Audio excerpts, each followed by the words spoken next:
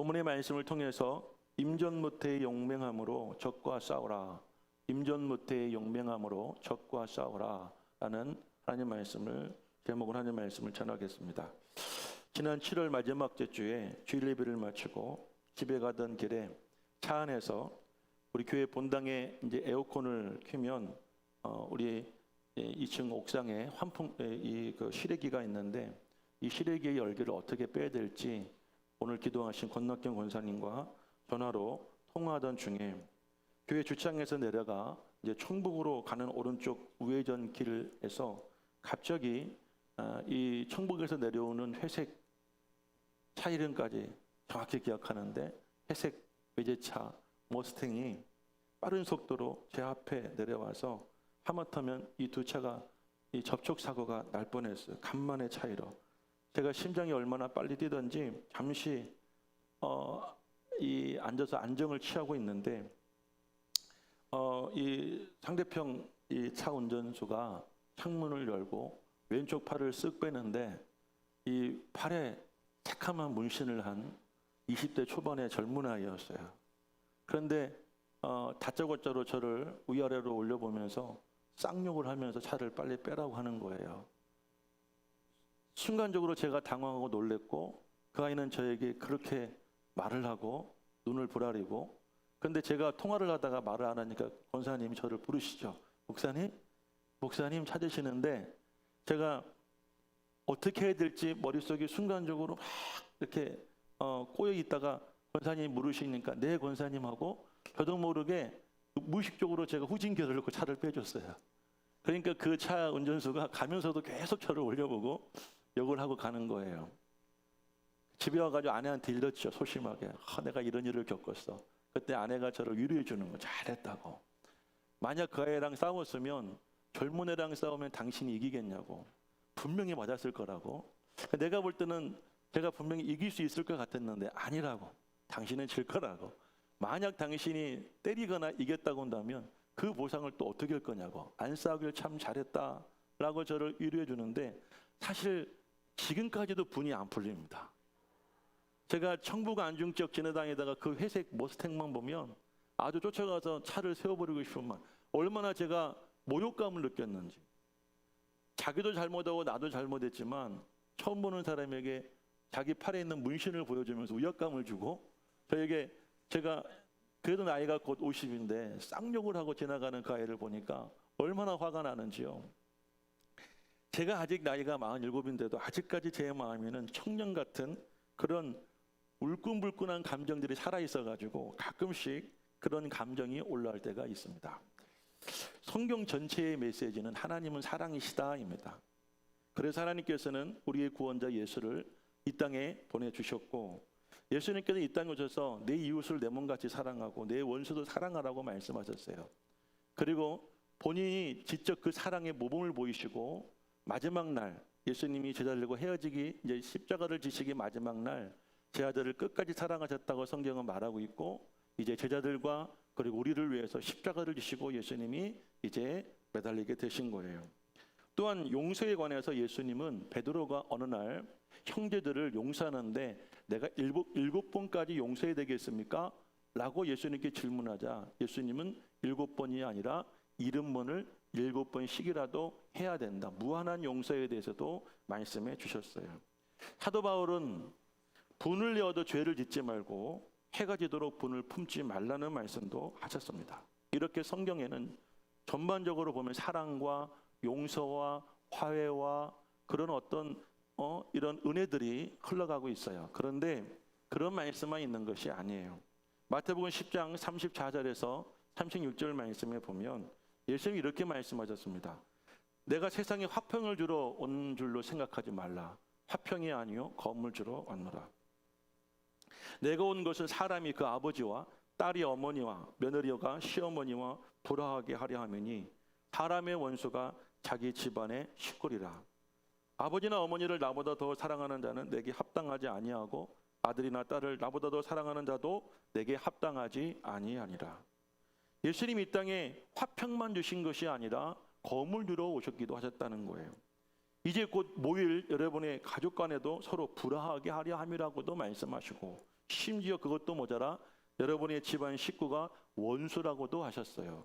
그 이유는 무엇이냐면 한 가지예요. 나보다, 예수님보다, 하나님보다 아버지와 어머니를 더 사랑하고 형제를 더 사랑하고 자녀를 더 사랑하면 그 사랑하는 대상이 원수라고도 하셨습니다. 자, 우리의 이 땅에 살아갈 때 사랑하고 또 화해하고 용서해야 되지만 우리가 싸워야 되고 또 우리가 지켜야 되고 우리가 이겨야 될 것이 있어요. 우리의 신앙을 지켜야 되고 믿음을 지켜야 되고 그리고 우리가 예수 그리스도를 보호해야 돼요. 그것에 상반되어지고 도전하는 그런 대상들, 그런 상황과 환경들은 어쩌면 우리가 싸워야 되고 또 우리가 맞서야 될 그런 대상인 줄로 믿습니다. 에베소 6장 10절에서 12절 말씀에 사도 바울이 이렇게 말씀하셨어요. 끝으로 너희가 주 안에서와 그 힘의 능력으로 강건하여지고 마귀의 관계를 능히 대적하기 위하여 하나님의 전신갑주를 입으라. 우리의 씨름은, 여기서 씨름이란 말이 현대의 성경과 쉬운 성경, 세번역 성경에는 싸움이라고 번역되어져 있습니다. 우리의 싸움은 혈과 육을 상대하는 것이 아니요 통치자들과 권세들과 이 어둠의 세상 주관자들과 하늘에 있는 악의 영들을 상대함이라. 우리가 이 땅에서 싸워야 하고 반드시 이겨야 할 적이 있습니다. 우리의 싸움의 대상은 눈에 보이는 사람이 아니라 공중 권세를 잡은 악한 영들, 그리고 이 세상의 어두운 세력들, 그리고 그 악한 영에 의해서 내 의지와 본래 그 사람의 감정과 생각이 아니라 악한 영에 의해서 생각하고 악한 영이 말하게 하고 행동하게 하는 그 대상들과 우리는 싸워야 되는 것입니다. 이 영적 전쟁은 지금도 우리 신앙생활 속에서 이루어지고 있고 앞으로 끊임없이 계속되게 될 것입니다.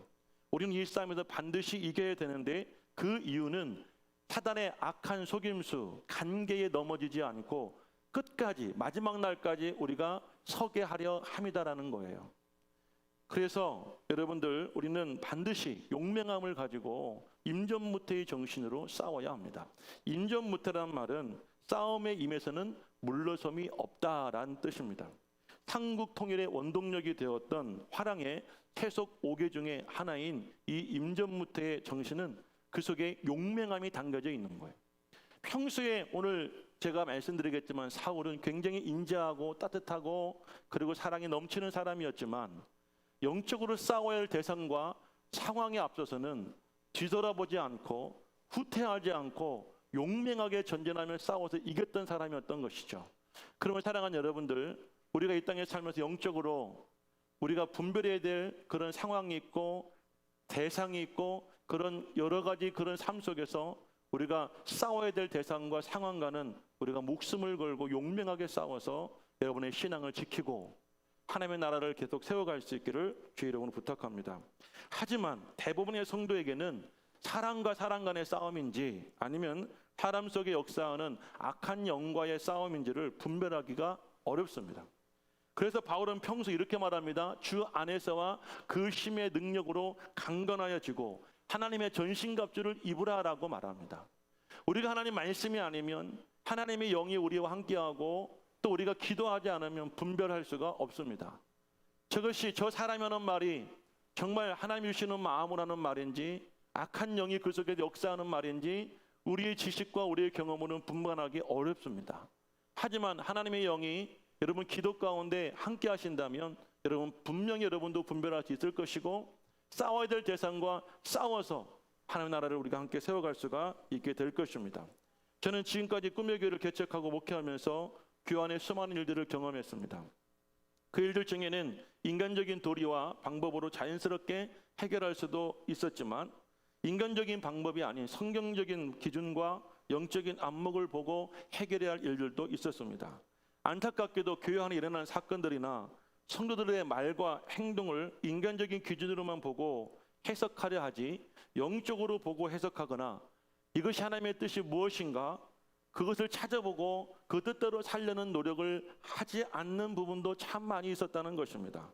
오늘 본문에서 이스라엘과 사울에게 닥친 싸움, 이 암몬과의 전쟁을 통하여서 무엇이 영적 전쟁인가? 우리가 영적 전쟁에서는 어떻게 싸워야 될까?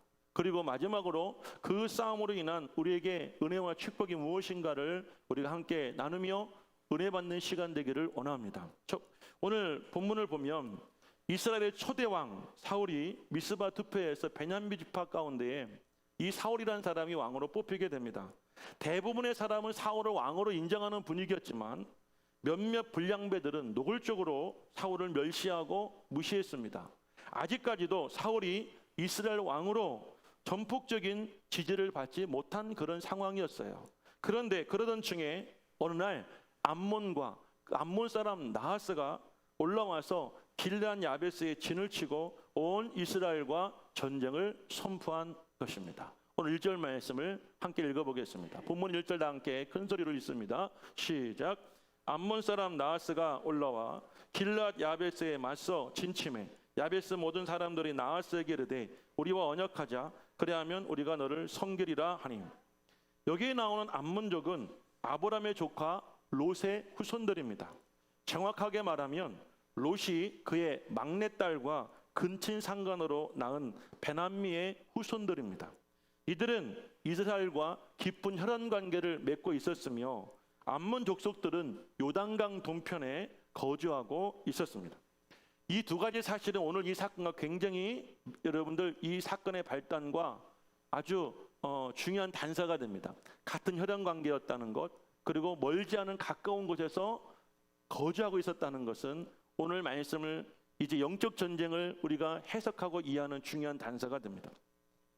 이 암몬 족속의 새가 사사기에 접어들면서 굉장히 강해지게 되어서 블레셋 다음으로 이스라엘을 침탈하고 많이 괴롭혔습니다. 그런데 이번에는 요단 동편 길르앗 야베스에 거주가 있는 이 루벤 그리고 갓 므낫세 반 지파에 침공하는 소규모 전쟁이 아니라 이스라엘 전체를 상대로 여러분 그들이 전쟁을 하고자 하는 엄청난 전면전을 지금 준비하고 있었던 것이죠. 시도한 것입니다. 이들이 길르앗 야베스에 진을 치고 그곳에 쳐들어온 이유가 있었습니다. 오래전 길르앗 야베스의 용사였던 사사 입다를 중심으로 이스라엘 군대가 암몬 족속을 처참하게 패배시켰기 때문이에요. 그날의 패배에 이 수치심을 잊지 못하고 이들은 오랜 시간 복수의 칼날을 갈고 있었습니다. 그러다가 이스라엘의 왕이 뽑혔고 그 왕 뽑힌 사건을 통하여서 나라의 이 분위기가 아직 어수선함을 통해서 이 암몬 족속과 아하스는 이스라엘 전체를 대상으로 전쟁을 치르게 된 것입니다. 그런데 이 길르앗 야베스 안에는 예전에 입다와 같은 용맹한 지도자가 없었고 이 암몬과 싸우고자 하는 이 용기 있는 사람들도 없었어요. 그래서 오늘 1절 말씀을 보니까 이 야베스 사람들이 나하스에게 나아가서 뭐라고 말했냐면 이렇게 말했습니다. 우리와 언약하자. 그리하면 우리가 너희를 섬기리라. 이 말은 한마디로 일방적인 항복을 선언하는 것입니다. 그런데 과거 길르앗 야베스에 살고 있는 사람들은 이스라엘 12지파 중에서 가장 용맹한 지파의 사람들이었습니다. 이 길르앗 야베스에는 르우벤 지파와 갓 지파와 그리고 므낫세 반 지파가 거주하고 있었는데 과거 출애굽하여 40년 광야 생활할 동안에 여러 번의 전쟁을 치렀죠. 광야에서. 이 전쟁을 치를 때에 가장 이 전면에 나아가서 목숨을 걸고 싸웠고 그 싸움에서 이기고 그 싸움에서 승리하는 이 수많은 공을 세운 이 지파가 바로 므낫세 반 지파, 르우벤 지파, 갓 지파 사람이었어요. 이들은 전쟁에 이길 때마다 많은 전리품들을 상품으로 받았고 많은 곡식들을 받았고 다른 지파들보다 광야에서 이들은 부강하게 되었어요. 그래서 이들이 굳이 요단강을 건너서 가나안 땅에 들어가지 않아도 이들은 충분히 복을 받았다고 생각해서 그들은 모세에게 말하기를 우리는 요단강 안 건너가겠습니다. 우리는 요단 이 강 동편에서 우리가 거주하고 싶습니다 라고 부탁을 했던 거예요. 그래서 모세가 그들과 약속을 합니다. 그래, 너희들이 원하는 대로 요단강 동편에 살아라. 그런데 요단강을 건너가서 가나안 땅을 정복할 때 정복하는 기간 동안에 너희들이 끝까지 싸워져라. 그래서 이 르우벤과 갓과 므낫세 반 지파는 끝까지 이 요단강을 건너가서 이스라엘을 위해서 싸웠던 아주 용맹했던 사람들이에요. 그런데 시간이 약 한 300년 정도 지나고 나서 이들은 어떻게 변질되었냐면 싸울 용기도 없었어요. 그들 가운데는 싸우게 하고자 하는 그런 용맹한 장수 한 사람이 나오지를 않았더라는 사실입니다. 요즘에 라떼란 말이 있죠. 라떼는 말이야 라는 말로 시작되는 소위 꼰대들을 이 꼰대들의 영웅담을 비꼬아 나온 말이 이 라떼란 말이죠. 과거도 중요하지만 현재도 중요합니다. 과거의 나보다 현재의 내가 훨씬 더 성장하고 성숙하고 발전하고 나아져야 합니다. 내가 상대방 그 사람이 누구라 하더라도 현재의 내가 그 사람에게 과거의 나를 믿지 못하게 한다면 그분의 인생은 참 비참한 거죠. 신앙생활도 마찬가지입니다. 과거의 믿음이 좋았고 과거의 주님의 교회를 위해서 목숨을 걸고 싸웠고 충성하며 헌신하여 신앙생활을 했고 그리고 교회를 위해서라면 여러분 물불 안 가리고 살았던 우리의 신앙의 과거의 흔적은 너무나 훌륭한 신앙이죠. 그런데 현재 여러분의 신앙이 그 과거의 신앙을 받쳐주지 못하고 온다면 여러분도 역시 신앙생활의 꼰대들이 될 거예요. 내가 말이야, 내가 과거에 말이야, 내가 10년 전에 말이야, 꿈의 교회 개척할 때 말이야, 이렇게 말하면서 여러분들도 신앙생활의 꼰대가 될 수가 있다는 거예요.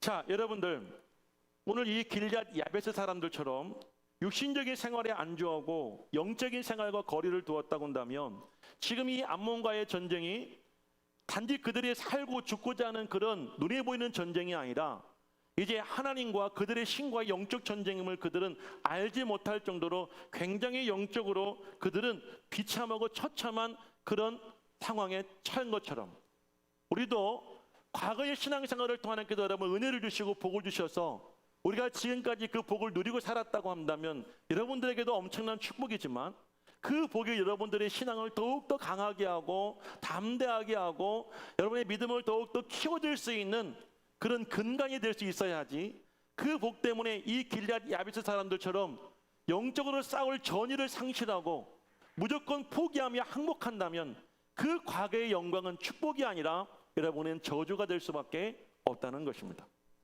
사랑하는 여러분, 본문의 상황을 통해 알 수 있듯이 우리가 우리를 무너뜨리고 죽이려는 악의 군대에게 약한 모습을 보인다면 여러분의 신앙과 삶에는 결코 평화가 올 수가 없습니다. 더 큰 화를 부르게 될 것이고 여러분 진정한 평화는 적이 얕잡아 볼 수 없는 신과 그리고 싸우겠다는 의지를 가지고 있을 때에 여러분에게 지켜질 수가 있는 것입니다. 그러면 첫 번째로 누가 우리와 싸워야 하고 반드시 우리가 이겨야 할 적일까요? 오늘 본문의 2절 말씀을 함께 읽어보겠습니다. 다 같이 읽습니다. 시작. 암몬 사람 나하스가 그들에게 이르되 내가 너희 오른눈을 다 빼야 너희와 언약하리라. 내가 온 이스라엘을 이같이 모욕하리라. 좀 전에 제가 말씀드릴 때 이 암몬 족속은 이스라엘과 같은 동족이었다고 그랬죠. 그리고 요단 동편의 근교에 가까운 곳에 함께 살고 있었어요. 자, 그러니까 우리가 영적으로 싸워야 될 대상은 누구냐?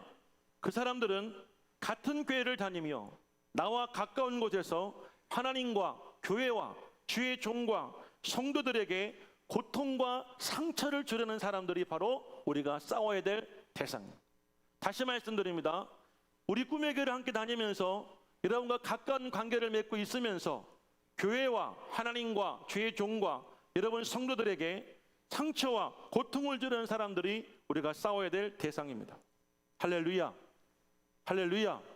이스라엘 사람들은 이 오른쪽이라는 것에 대해서 어떤 의미를 두었냐면 하나님의 축복을 상징했고 능력을 상징했고 의로움을 상징했어요. 예수님도 오른편 강도와 왼편 강도를 구분하셨고 그리고 우리가 오른손과 왼손을 구분해 주셨어요. 성경에서 오른쪽이라는 것은 하나님의 능력과 은혜의 상징이고 그리고 하나님의 의로움의 상징이에요. 그런데 여러분 이 눈이라는 것은 뭐냐면 우리가 보는 역할을 하잖아요. 하나님의 능력을 볼 수 있는 것이 눈입니다. 하나님의 의로움을 보고 하나님의 축복을 보는 기관이 바로 눈이에요.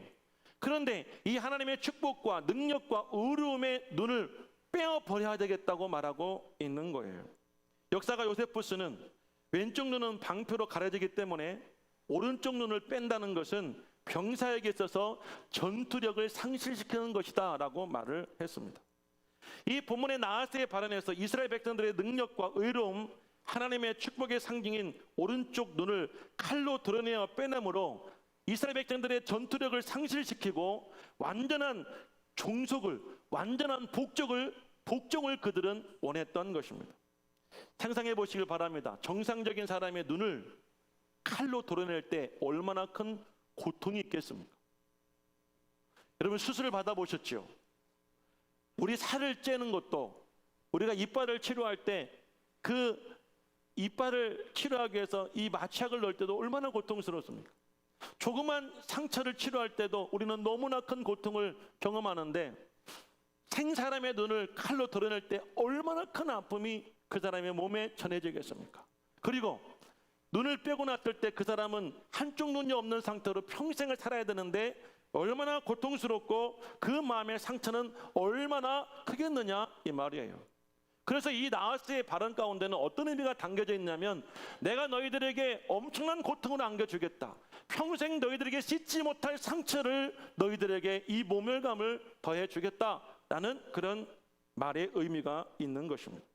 성경에 보면 삼손은 들릴라의 유혹에 넘어가서 머리카락이 다 잘리고 힘이 빼앗기고 났을 때 블레셋 사람들에게 두 눈이 뽑혔습니다. 그래서 그들 앞에서 수치를 당했습니다. 3,000명이 넘는 사람들 앞에 제주를 부려야 했고, 그리고 연자매 뜰을 돌리는 치욕적인 자리까지 내려가게 되었습니다. 유다의 시드기야 왕도 바벨론으로 끌려갈 때 두 눈이 뽑히고 노사슬로 결박당하는 수치를 경험하며 그는 이 바벨론으로 끌려가게 된 것입니다. 그러므로 교회와 하나님과 주의 종과 성도들에게 같은 교회 안에서, 그리고 나와 같은 가까운 사람들 가운데서 고통을 주려하거나 여러분들 이 상처를 주고 아픔을 주는 사람들이 있다고 한다면, 우리가 영적으로 그 사람 대상이 아니라 그 사람을 통해서 우리에게 상처를 주고 고통을 주는 영적으로 우리가 싸워야 될 대상임을 기억할 수 있기를 주의 이름으로 축복합니다. 그 사람의 말과 그 사람의 행동이 여러분의 상처를 줍니다. 신앙적 상처를 줍니다. 식면적인 상처를 줘서 내가 예수를 믿지 못하게 하고 내 신앙에 굉장한 여러분들 이 혼돈을 주게 하는 말이 있다고 한다면, 행동이 있다고 한다면, 우리는 그것을 인간적으로만 생각할 것이 아니라 그 사람 속에서 나를 넘어뜨리고자 하는, 교회를 넘어뜨리고자 하는, 하나님의 나라를 넘어뜨리고자 하는 그런 악한 역사가 있다는 사실을 반드시 구별할 수 있기를 축복합니다. 두 번째는 나와 같은 교회를 다니며 나와 가까운 곳에서 하나님과 교회와 주의 종과 성도들을 무시하거나 함부로 대하는 사람은 우리가 영적으로 맞서야 될 적입니다. 나하스는 이 길앗 야베스 사람들의 오른쪽 눈을 뽑고, 오늘 2절 말씀을 보니까 뭐라고 또 말하고 있느냐면, 내가 모든 이스라엘 사람들을 이같이 모욕하리라라고 말했습니다. 여기서 모욕이란 말은 이 히브리 말로 멸시하다는 말입니다. 제가 이 멸시하다는 말을 사전으로 찾아보니까 업신여기고 무시하다라는 뜻이 있습니다. 그래서 하나님과 교회와 주의 종과 성도들을 업신여기고 무시하며 천대하는 대상은 우리가 싸워야 될 암몬입니다. 다시 말씀드립니다. 오늘 너무나 예민하고 중요한 말씀이기에 여러분에게 간곡히 부탁드립니다. 사람이 적이 아닙니다. 그 사람 속에서 우리를 업신여기고 무시하고 함부로 대하게 하는 영이 우리가 싸워야 될 대상이라는 사실입니다. 할렐루야. 지금도 마귀는 우리 한 사람을 쓰러뜨리는 것으로 만족하지 않고, 우리가 속한 가정, 우리가 속한 교회, 우리가 속해 있는 이 나라를 영적으로 무너뜨리려고 합니다. 그러므로 여러분 앞에 처한 영적 싸움에서 싸워보기도 전에 이 길앗 야베스 사람들처럼 굴복하거나 아니면 통곡하여 우는 것이 능사가 아니라 우리가 용맹하게 맞서 싸워야 하는 것입니다. 여러분이 무너지면 가정이 무너지고, 가정이 무너지면 교회도 무너지고, 이 교회까지 무너지게 되어지면 우리가 사는 이 나라도 무너지게 될 것입니다. 그렇기 때문에 여러분의 상덕이는 사랑과 이 사건이 우리가 싸워야 될 영적 전쟁인가 아닌가를 구별하고, 영적 싸움이라면 우리는 용맹하게 맞서야 되고, 그리고 반드시 이겨야 합니다. 세 번째, 우리가 싸워야 될 대상은 무엇이냐?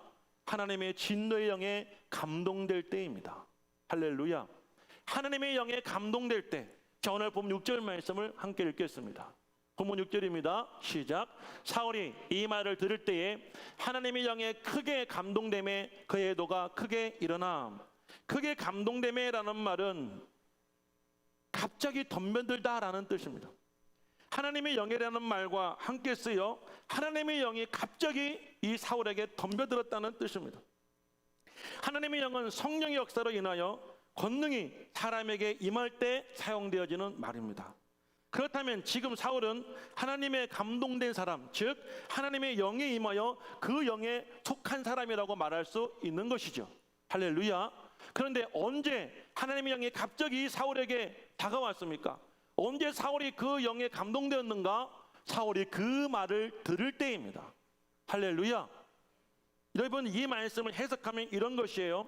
우리가 누군가와 대화하고 우리가 어떤 상황에 처했을 때, 우리가 눈으로 보고 귀로 들었을 때 갑자기 하나님의 영이 우리의 마음을 감동시킬 때가 있어요. 그런데 이 감동을 때 하나님의 영은 어떤 영이냐? 그의 노가 크게 임했죠. 분노의 영이 임한 거예요. 하나님이 내 마음에 참지 못하게 합니다. 하나님이 내 마음에 가만히 있지 않게 하시는 분노의 영이 임할 때 우리는 맞서야 되고 용맹하게 싸워야 되는 줄로 믿으시기를 바랍니다. 할렐루야. 암몬 왕 나하스의 도발을 길앗 야벳 사람들이 전해준 말을 들을 때 이 사울에게 갑자기 하나님의 영이 덤벼든 것입니다. 그 영은 분노의 영이었습니다. 이 사실 나하스의 도발은 이스라엘 사람들에게 수치와 모욕감을 주어 짓밟는 그런 말이기도 하지만 그 이면에는 이스라엘의 왕이신 하나님에 대한 도발이기도 합니다. 우리가 여기서 반드시 알아야 될 것은 누군가의 도발이나 도전이 성령 안에 있는 사람들이 귀에 들어질 때에 하나님의 분노의 영도 함께 임하게 된다는 사실이에요. 나를 넘어뜨리고 교회를 넘어뜨리고 더 나아가 하나님의 영광을 가리는 말이며 행동임을 성령께서 갑자기 우리 마음속에 덤벼들어 우리로 하여금 깨닫게 하고 우리로 하여금 분노의 영이 우리를 움직이게 한다는 사실입니다. 믿으시면 아멘 하시기를 주의 이름으로 축복합니다. 그런데 현실적으로 이 암몬은 막강한 존재였습니다. 과거 용맹했던 길앗 야벳 사람들이 그렇게 굴복을 당했는데도 싸우기는커녕 먼저 패배를 인정한 민족이에요. 이 야벳 장로들은 암몬 사람이 아하스에게 7일 동안 기회를 달라고 말합니다. 우리가 이스라엘 전역에 가서 이 사실을 전하고 싸울 사람들을 모아올 테니까 7일 동안만 시간을 달라고 말할 때 상대 이 아하스 왕이 니들 마음대로 하라며 시간을 주었을 정도로 아하스는 자신감에 차 있었어요. 모든 현실적인 상황을 볼 때 이스라엘은 이길 수가 없었던 것입니다. 그만큼 영적 대상도 그렇습니다. 지금까지 앞으로 우리가 맞서야 되고 우리가 싸워야 될 영적 상대들은 감히 우리가 가진 힘만 가지고는 이길 수 없는 막강한 권력과 막강한 여러분들 그 안에서의 힘을 가지고 있는 대상들임을 믿으시기를 바랍니다. 그러면 우리는 어떻게 해야 될까요? 두 번째, 임전무태의 용맹함으로 우리는 나아가서 싸워야 합니다. 앞장의 사울은 굉장히 온유한 사람이었어요. 자신이 왕이 된 것을 부정하고 무시하고 멸시하는 사람들 앞에 그는 잠잠했다고 성경은 말하죠. 잠잠했다는 말은 언어장애인이 되었다는 말의 뜻이라고 말씀드렸죠. 언어장애인이 되었다. 나는 못 들었어요. 나는 말할 줄 몰라요. 우리 가정 안에서 여러분 우리 공동체 안에서 우리가 무시하고 함부로 할 때 사울은 그때는 그 사람들에 대해서는 그렇게 온유하고 자비로웠던 사람이에요. 그런데 지금 이 사울은 그때 완전히 다른 모습을 보입니다. 6절 말씀 말미에 그의 노가 크게 일어나, 그의 노가 크게 일어나 라고 성경은 말합니다. 그의 노가 크게 일어나. 이 말에 해석해 보면 이런 말이에요. 사울의 감정이 격화해져서 거친 숨을 내뿜으며 얼굴이 시뻘겋게 달아올랐다라는 뜻이에요. 그의 노가 크게 일어나라는 말은 다시 말씀드립니다. 사울은 감정이 격해지고 숨이 가빠지고 얼굴이 시뻘겋게 달아오를 만큼 그는 표면적으로 화가 났다는 사실입니다. 우리는 여기서 사울이 이와 같은 분노를 하나님을 향한 열심에서 발생한 의분으로 받아들여야 합니다. 우리도 그렇게 할 수 있어야 합니다. 무조건 평화, 무조건 사랑, 무조건 다 좋은 게 좋은 것이 아니라 하나님에 대하여, 교회에 대하여, 성도에 대하여, 하나님의 영광에 대하여 도전하고 그리고 싸우자는 상대를 만났을 때 우리도 이렇게 숨이 가빠지고 얼굴이 벌겋게 달아올라져야 되고, 할렐루야.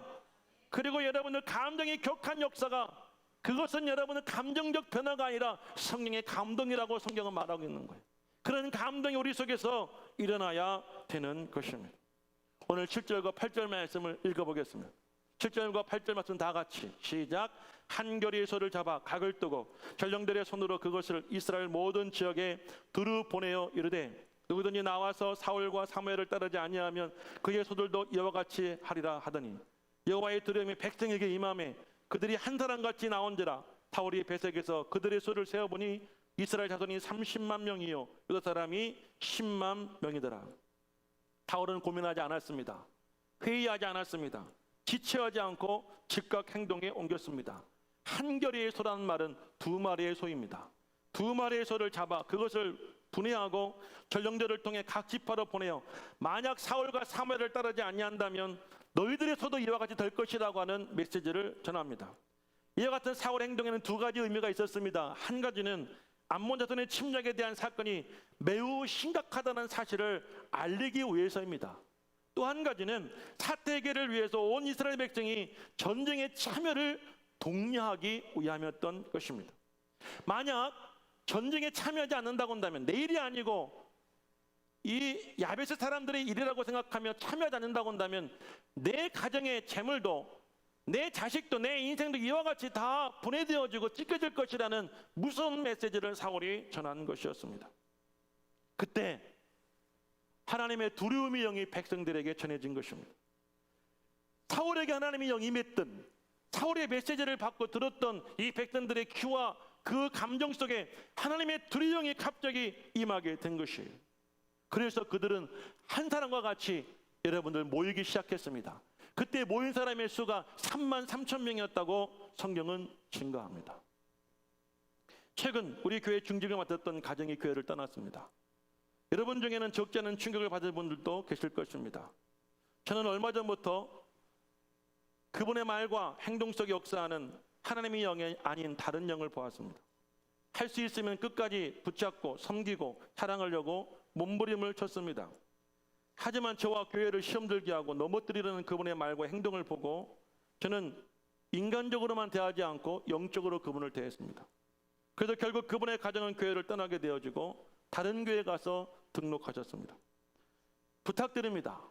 저는 꿈의 교회가 제 생명보다 소중합니다. 제 아내와 자녀보다 제 자신보다도 이 교회가 우선입니다. 그렇다고 교회가 우상은 아닙니다.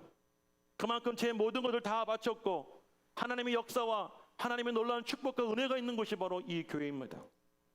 그래서 교회가 시험 들지 않고 성도들이 시험에 들지 않기를 저는 간절히 바라고 원합니다. 그러는 의도를 가진 우리 교회의 성도나 밖의 사람들을 저는 늘 경계하고 여러분 모두가 이곳에서 신앙생활을 하며 믿음이 온전해지고 은혜로운 삶을 사는 것에 가치를 두고 목자와 같은 심정으로 살아왔고 앞으로도 그렇게 살 것입니다. 제가 세속주의에 빠지거나 인본적인 신앙을 여러분에게 가르쳤거나 권하거든 저를 엄히 꾸짖어 주시기를 바랍니다. 그러나 이번과 같은 담임 목사로서의 제 결정에 대하여 이스라엘 온 백성에게 하나님의 분노의 영이 임하여 그들이 한 사람같이 움직였듯이 우리 꿈의 교회 온 성도가 한 사람같이 움직여 주시기를 주님의 이름으로 간절히 부탁을 드립니다. 혹시라도 다른 마음을 가지고 있거나 혹시라도 저에게 대하여 불만을 가지고 있다 할지라도 우리가 함께 기도하고 함께 이 교회를 위해서 한 마음을 품을 수 있다고 한다면 저는 하나님께서 저에게 주신 그 영과 그 감동이 여러분에게도 분명히 전달되어지고 여러분의 마음이 여러분의 뜻이 저는 분명히 그 안에서 하나가 될 것이라는 확신을 갖고 있습니다. 제가 만약 그러한 결정을 하지 않았다고 한다면 저는 여러분과 계속해서 고통을 당해야 하고 이 일 후에 있을 하나님의 역사도 그런 행동들의 영광을 가릴 것이라는 그런 생각을 가지게 되었습니다. 마지막 세 번째입니다. 결과적으로 전쟁에 승리했고 사울의 리더십도 굳건하게 되었습니다. 오늘 보면 11절 말씀을 함께 읽어보겠습니다. 11절입니다. 이튿날 사울이 백성을 3대로 나누고 새벽에 적긴 한가운데로 들어가서 날이 더울 때까지 암몬 사람들을 치매 남은 자가 다 흩어져서 둘도 함께한 자가 없었더라. 군대를 3대로 나누었습니다. 이러한 작전은 우선 적전을 공격할 때 신속한 이동과 효과적인 작전 수행을 위한 촉검 작전을 펼칠 때의 유리한 전략입니다. 뿐만 아니라 적에게 기습 공격을 당했을 때 부대를 분할해 놓아야만 피해를 최소화할 수 있는 전략이었습니다. 이것은 사울왕의 탁월한 전략과 전술이었던 것입니다. 군대는 적진이 한가운데로 새벽에 들어가 날이 더울 때까지 적을 쳐서 섬멸시켰습니다. 8절에 나오는 베색이라는 장소에서 암몬 군대가 진축 있는 길랄 야비스까지 거리는 약 22km 정도였다고 합니다. 밤새 걸어서 새벽에 도착한 것입니다. 모두가 잠들어 있을 새벽 시간에 사울은 기습적으로 영적 전쟁을 한 것입니다. 군사수만 믿고 자만했던 암몬 군대는 이러한 자신의 진영 한가운데에서 벌어진 기습 공격을 대비하지 못하고 있다가 결국 패배하고 말았습니다. 하나님의 영에 감동된 사울왕의 리더십이 적의 허를 찌르는 기습 공격과 협공 작전으로 대승리하며 그의 리더십이 증명되었고, 사울에 대하여 멸시하던 사람들의 문제까지 해결하게 되어 이제 어느 누구도 이스라엘 내에서 그를 왕으로 세우는데 부정하는 사람이 없었던 것입니다. 우리가 교회를 다니고 예수를 믿는데 사람들은 우리를 비아냥거립니다. 우리의 가족도 우리를 무시합니다. 그리고 우리를 믿지 않습니다. 영적으로 우리가 그 권위를 세워야 돼. 여러분의 가정의 가족들이 여러분을 통해 예수를 믿고 여러분을 믿게 하시는 그 하나님을 믿게 될 텐데, 우리는 언제 그 리더십이 세워질까요? 우리 영적으로 싸워야 할 대상과 싸울 때 하나님 우리의 리더십을 세워주시는 것입니다. 사랑하셨습니다 하지만 하나님께 우리에게 검도 주셨습니다. 하나님보다 세상을 더 사랑하지 못하게 하셨고 사람을 더 사랑하지 못하게 하셨습니다. 그것들이라면 다 우리의 싸워야 될 적이고 우리의 여러분들 대상들이라는 것입니다. 사울은 단 하나의 인정도 없었습니다. 암몬 사람을 두 사람의 짝지은 그 어떤 그룹이 하나도 없을 정도로 그들을 다 섬멸시켜 버렸습니다. 그랬을 때에 이스라엘의 그를 부정했던 사람들도 사울을 왕으로 인정하게 되었고 나라가 하나가 된 줄로 믿습니다. 그런적인 말씀을 드렸습니다. 우리 교회 안에 신앙생활 하면서 영적 전쟁을 해야 할 경우가 있습니다. 이제 추석 명절을 통해 여러분 가정에서도 영적으로 전쟁해야 될 경우가 있습니다.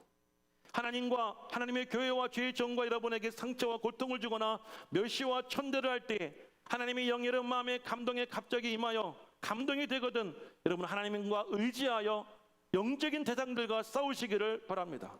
강하고 담대하십시오. 겁내지 마시고 두려워하지 마시기를 바랍니다. 주의 영이 사울에게 감동되었고 백성들에게 감동되어 함께 싸우게 하셨고 함께 싸우셔서 승리하셨던 것처럼 여러분의 인생도 여러분의 가정도 여러분의 신앙도 반드시 이길 수 있는 능력과 힘을 주실 것입니다. 그럴 때에 하나님은 여러분을 통해 영적 리더십을 세워주시게 될 것이고 가정이 구원하여 여러분 모든 가족이 예수를 믿는 역사가 일어나고 우리 꿈의 교회도 이 땅에 하나님의 교회로 우뚝 서게 될 것입니다. 교회가 세속적이고 인본적인 교회라고 한다면 사람들의 시각과 눈에 맞춰서 그들의 입에 달고 그들의 눈에 좋은 모습만 가지고 있다면 당장은 교회에 많은 사람들이 몰려들지 모르지만 그 교회는 힘이 없습니다. 하나님이 역사하지 않습니다. 하나님의 교회가 아닙니다. 하지만 교회 수가 작다 할지라도 한 사람 한 사람이 영적으로 껴있고 믿음으로 굳게 서고 말씀으로 무장하고 전신갑주를 입어서 할렐루야 우리에게 일어난 일들 우리에게 벌어지는 사건들이 과연 영적인 대상인가 육적인 대상인가를 우리가 먼저 구별하고 인전무태의 용맹함을 가지고 맞서 싸우신다면 하나님은 반드시 여러분을 이기게 할 것입니다. 뿐만 아니라 여러분 한 사람이 아니라 주변에 많은 사람들이 여러분을 돕게 할 것이고 주 안에서 이 공동체가 가정 공동체가 교회 공동체가 하나가 되어지는 놀라운 역사를 주실 것입니다. 그렇게 축복하실 것입니다. 저는 우리 교회가 그런 교회 되기를 원합니다. 수적 성장, 양적 성장, 물적 성장 이것만의 성장이 아닙니다. 영적 성장이 진정한 성장입니다. 신앙의 성장이 믿음의 성장이 우리가 꿈꾸고 바라야 될 진정한 성장의 목표임을 믿으시기를 간절히 축원합니다. 예수 믿고 돈 많이 벌고 예수 믿고 자식이 잘 되고 예수 믿고 출세했다고 자랑하고 좋아하지 마십시오. 그것만이 은혜와 축복이 아니라 예수 믿어 우리가 영적인 사람이 되어지고 예수 믿어 우리가 영적인 사실을 사건들을 분별하며 싸울 수 있는 사람이 진짜 복받은 사람입니다. 사울은 하나님의 선택에 드셨습니다. 제비 뽑기하여 그가 왕으로 선발은 되었습니다마는 백성들이 아직 그를 전적으로 전폭적으로 인정해주지 않았을 때 하나님께서 그에게 영적 전쟁의 기회를 주셨고 그는 맞서 용맹의 갈 싸움으로 인하여 그의 리더십이 백성들에게 확인되어졌고 증명되어졌고 진정한 이스라엘의 왕으로서 우뚝 서게 된 것처럼 여러분들 오늘 권사님의 기도처럼 세상 속에서 우리가 싸워야 될 수많은 어려움과 문제들 속에서도 믿음으로 서고 말씀으로 서고 예수님의 능력으로 서서 싸우십시오. 이기십시오. 승리의 기쁨을 마음껏 누리며 살아갈 수 있는 저 여러분 될 수 있기를 예수님 이름으로 간절히 축원합니다.